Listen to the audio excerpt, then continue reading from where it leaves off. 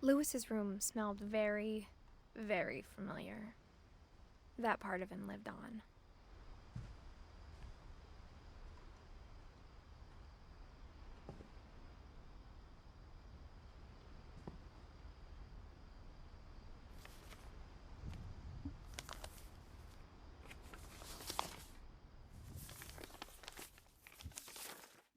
Dear Mrs. Finch, as Lewis's psychiatrist, I can understand your desire for an explanation.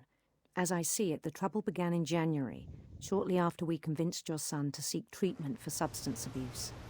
Newly sober, I believe Lewis first noticed the monotony of his daily life.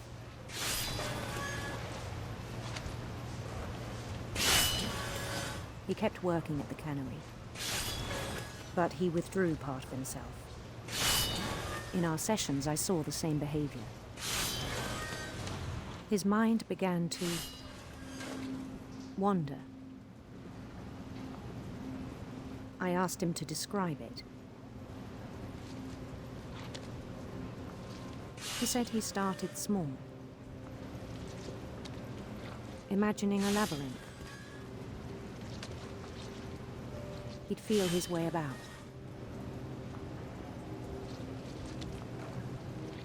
Then something moved. Bats. And toads.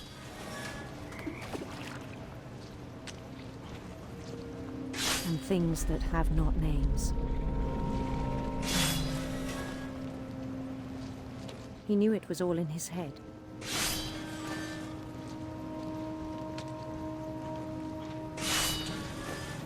But he took it very seriously. I had hoped he'd find himself.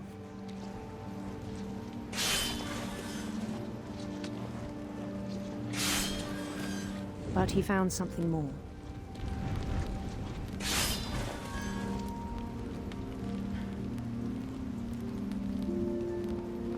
I worried about him then. Daydreaming at the cannery. I spoke with his boss. But he said Lewis had become a model employee. Methodical, tireless, focused.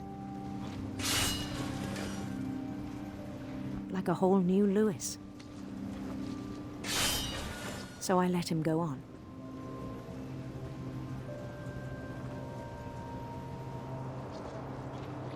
I even encouraged him. It seemed very promising at first. He told me he'd made a new friend.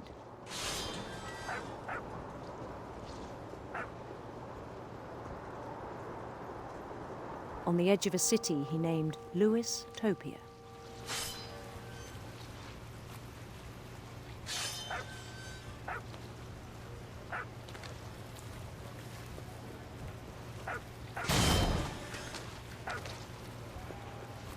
He built the city up slowly, brick by brick. Then he made musicians.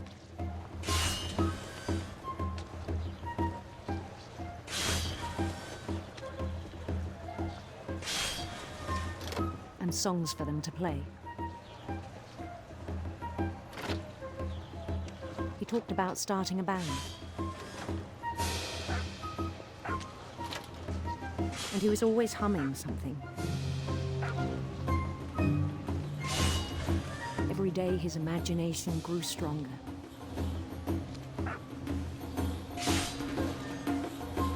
He no longer spoke at the cannery. But his chopping was as reliable as ever.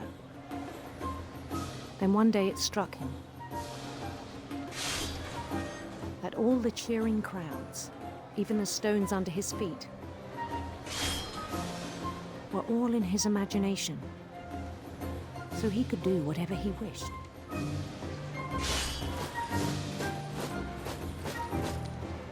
He held an election for mayor. And he won. They begged him to stay, but his mind was already wandering. It became a game for him.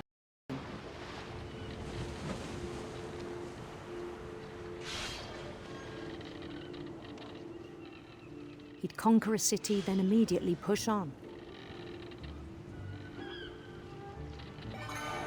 New Louisville.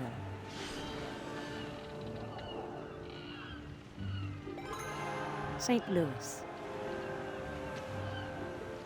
He started drifting away from our reality.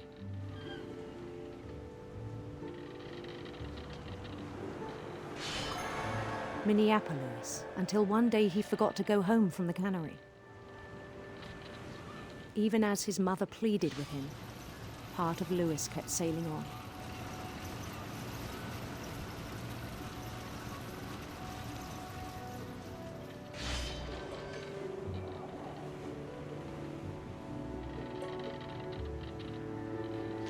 In Louisburg, he heard rumors of a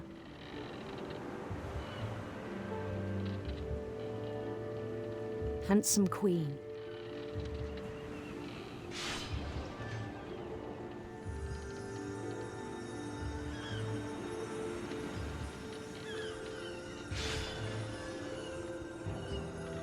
The queen was on her own quest for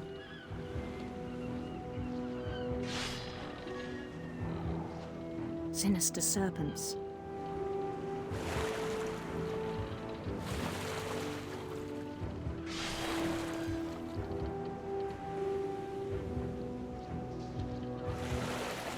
He followed the sound of her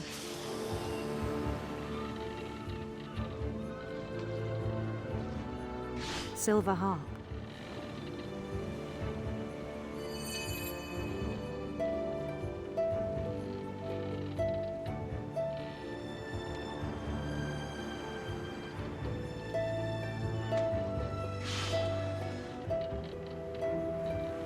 His chase led him to a golden palace east of the sun and west of the moon. Even then, his logic remained sound.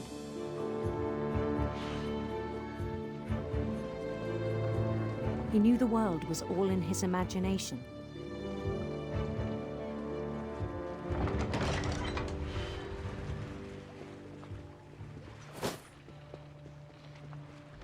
But he was so proud of having created it.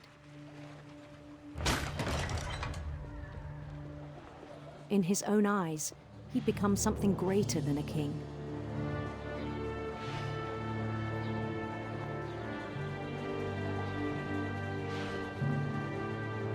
For someone who'd never known success in the real world, I think it was overwhelming. And then it struck him that the real Louis was not the one chopping salmon, but the one climbing the steps of a golden palace.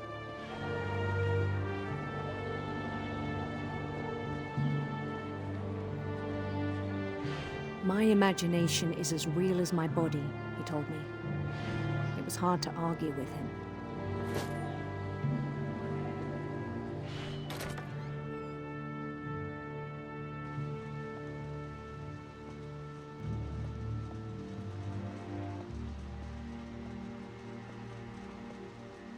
He began to forget the world we know.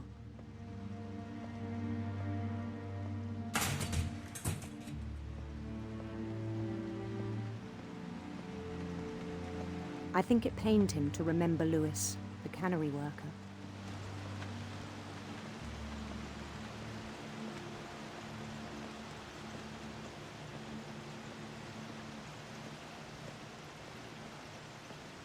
He began to despise the man with a royal contempt.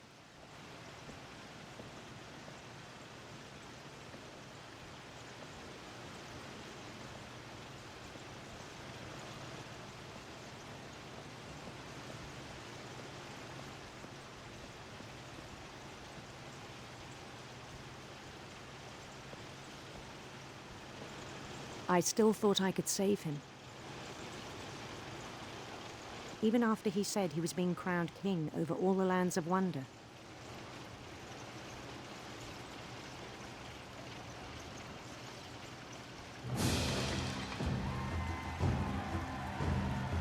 The palace would be packed with his companions.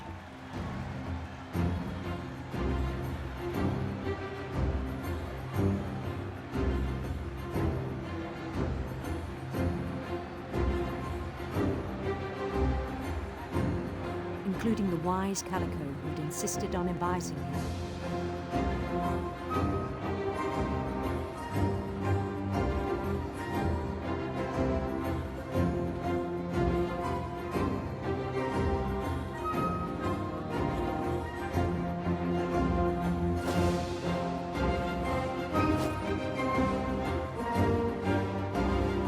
His queen waited, holding his crown.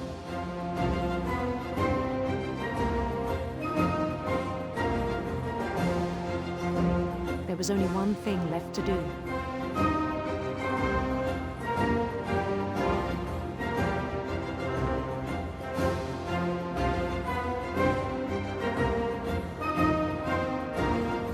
Bend down his head.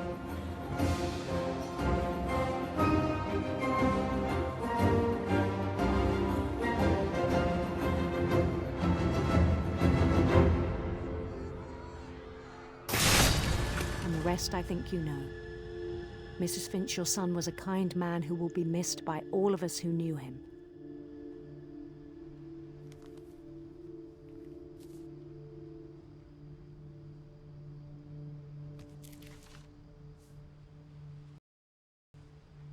My brother was really cool. I wish you could have met him.